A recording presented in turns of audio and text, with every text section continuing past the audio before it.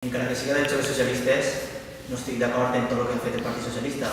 Estic d'acord en el que diu Marc. Això, que quede clar. Després, es pareix que últimament la societat va ser una societat injusta i desigual.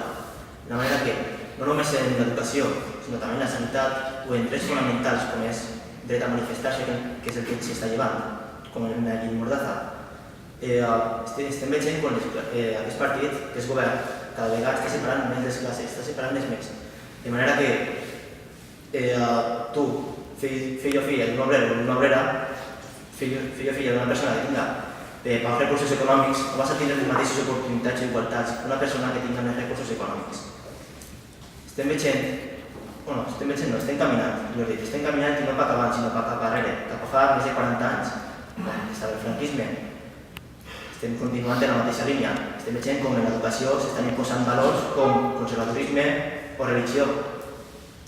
Després de tants anys de lluitar i d'aconseguir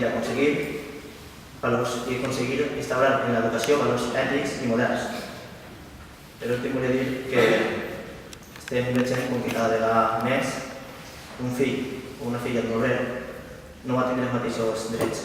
És a dir, un fill o una filla d'una persona que tingui pocs recursos econòmics ja pot tenir la mateixa nota que un fill o una filla d'una persona que tingui més recursos econòmics, que com que el govern li dona l'esquena, com la nova generació que se dona l'esquena, com el govern s'està donant l'esquena, no donen beques.